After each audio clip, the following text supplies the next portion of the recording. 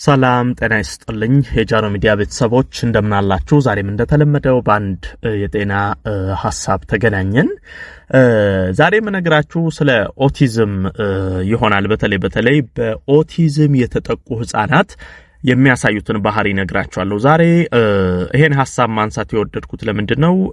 በቅርቡ አንድ እናት ልጇ የኦቲዝም ተጠቂ ነበር። ነገር ግን ያንን ነገር ባለማወቋ ባለመረዳቷ ልጇ ላይ ያለው የኦቲዝም ህመም ምልክቶች ባህሪያቶች ባለማወቋ ባለመረዳቷ በኋላ ላይ ልጇ የተለያዩ ችግሮች ውስጥ ገብቶ በጣም ከፍተኛ ጉዳት ደርሶበት ነበር። ከዚህ ነገር ጋር ተያይዞ በተለይ ወላጆች በጣም ከፍተኛ ጥንቃቄ ከፍተኛ ግንዛቤ ሊኖራችሁ ይገባል። ህፃናት በኦቲዝም መጠቃታቸው እንዴት ይታወቃል? በተለይ እነዚህን ባህሪያቶች ማስተዋል አለባችሁ። ልጆች ካላችሁ ህፃናት ልጆች እስቲ አሁን የምነግራችሁን ምልክቶች ልጆቻችሁ ላይ አለ የለም የሚለውን አስተውሉ። ምናልባት ልጆቻችሁ በኦቲዝም ተጠቅተው ከሆነ በጊዜ ያንን ነገር ማወቅና ማድረግ ያለባችሁን ነገር እንድታደርጉ ይረዳችኋል። ስለዚህ በተለይ ህፃናት በኦቲዝም ከተጠቁ እስቲ የሚያሳዩት ባህሪ ምንድነው? ምንስ ማድረግ አለባችሁ የሚለውን እነግራችኋለሁ ማለት ነው። አብራችሁን ቆዩ። ለቻናሌ አዲስ ከሆናችሁ ሰብስክራይብ አድርጋችሁ ቤተሰብ ሁኑ። ይህን መረጃም ላይክ ሼር ያደርጋችሁ ሌሎችም ጋር እንዲደርስና እንዲማሩበት እንድታደርጉ በክብር እየጠየቅኩ በቀጥታ ወደ ሐሳባችን እንግባ።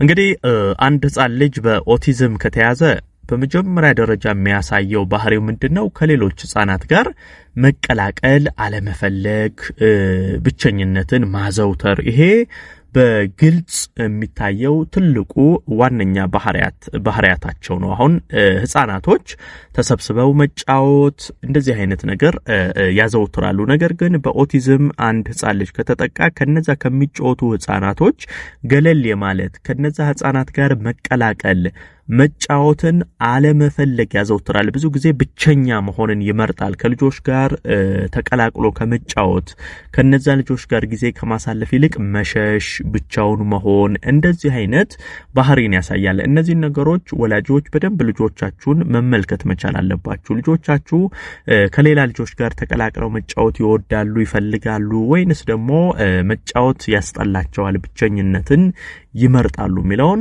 መመልከት ያስፈልጋል። ነገር ግን ይሄ አንደኛ የሚያሳዩት ባህሪ ነው። ሌላኛው ብዙ መናገር አለመቻል ወይንም ደግሞ አለመፈለግ እንደዚህ አይነት ባህሪም ያሳያሉ። እንግዲህ ልጆች በኦቲዝም የሚጠቁ ከሆነ አንደኛ ነገር ብዙ መናገር አይችሉም። አንደበታቸው እንደ ሌላ ልጆች በደንብ የሚፈልጉትን መናገር የሚፈልጉትን ነገር ማውራት እንደዛ አይነት ነገር አይችሉም። ቢችሉም ደግሞ ፍላጎት አይኖራቸውም። ቀደም አሁን መጀመሪያ ከልጆች መገለልን ብቸኝነትን ይወዳሉ እንዳልኳችሁ እዚህም ጋር ከመናገር ይልቅ ዝም ማለትን ያዘወትራሉ። ስታወሯቸው ጸጥ ማለት፣ ይሄ ለመናገር ምንም አይነት ፍላጎት አለመኖር፣ ለመናገር አለመሞከር እንደዚህ አይነት ባህሪያቶችም ይታይባቸዋል።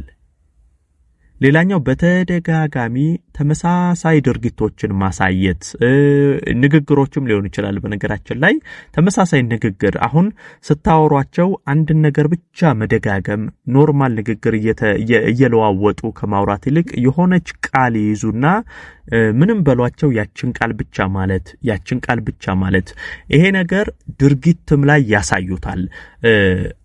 ተመሳሳይ ድርጊቶችን ማድረግ የሆነ ቦታ ተቀምጦ የሆነ ነገር ማድረግ ከሆነ በቃ ሁሌ እዛ ነገር ላይ ሆነው ያንን ነገር ማድረግ ብቻ የመፈለግ እንጂ የተለያዩ ነገሮችን መሞከር የተለያዩ ነገሮችን የማድረግ ፍላጎት አይኖራቸውም። ይሄ ድርጊታቸው ንግግራቸው ተመሳሳይ የመሆን ባህሪያቶችንም ያሳያሉ።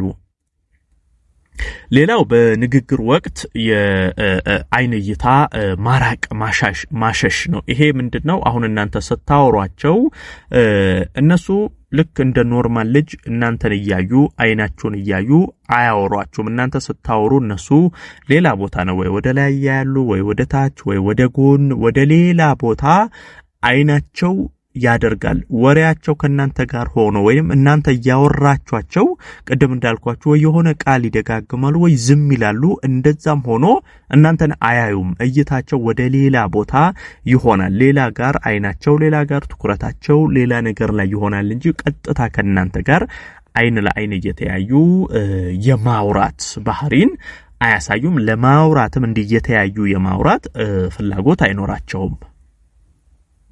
ሌላኛው ደግሞ ለተጠየቁት ጥያቄ መልስ አለመስጠት ወይንም ለምሳሌ ስጠሯቸው ሊሆን ይችላል ዝም ማለት የሆነ ክፍል ሆነ ወይ እናንተ ሌላ ጋር ሆናችሁ ወይ ሩቅ ለሩቅ ሆናችሁ ስጠሯቸው እየሰሙ እያዳመጡ ነገር ግን መልስ አለመስጠት አቤት አለማለት ይሄ ሌላም ጥያቄም ሊሆን ይችላል። የትኛውንም ነገር መታችሁ ይሄ ነገር እንዴት ነው ይሄ እንዲ ነው ይሄ ስትሏቸው ምንም አይነት መልስ አለመስጠት ጸጥ ማለት ስታናግሯቸው ስጠሯቸው ምንም አይነት ምላሽ አለመስጠትና ሙሉ ለሙሉ ትኩረታቸው በቃ ራሳቸው ላይ የሆነ ነገር ላይ አንድ ነገር ላይ ብቻ የማድረግ ባህሪ ይታይባቸዋል። ሌላው ደግሞ አንዳንድ ጊዜ በድንገት ከቁጥጥር ውጪ ሊሆኑባችሁ ይችላሉ። አሁን ይሄ ከላይ ያልናችሁን የነገርኳችሁ ምልክቶች የሆነ ሰዓት ላይ ሊለውጡት ይችላሉ። ይሄ ማለት ምንድነው? ለምሳሌ ዝም ሊሉ ይችላሉ፣ መጫወት አይፈልጉም፣ ብቻቸውን ይሆናሉ።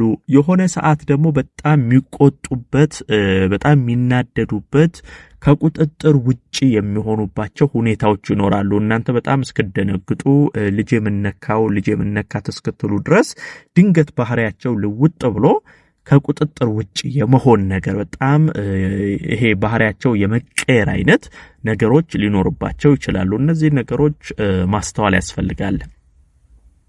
ሌላው ደግሞ እንደሌላ ልጆች ይሄ የመጫወት ፍላጎት አይኖራቸውም። ይሄ ማለት ምንድነው? ለምሳሌ ጌም መጫወት ይሄ ደግሞ እንደ ልጆች ደግሞ ቃቃ ኳስ እንደዚህ አይነት ጨዋታዎች የመጫወት ፍላጎት አይኖራቸውም። አሁን ልጆች ጌም ሲጫወቱ ደስ ይላቸዋል ወይ ኳስ ሲጫወቱ ደስ ይላቸዋል፣ መሯሯጥ እንደዚህ አይነት ነገር ጨዋታዎች ልጆች ያስደስታቸዋል። እነሱ ግን ጌም ብሰጧቸው ምንም አይመስላቸውም፣ አይጫወቱም።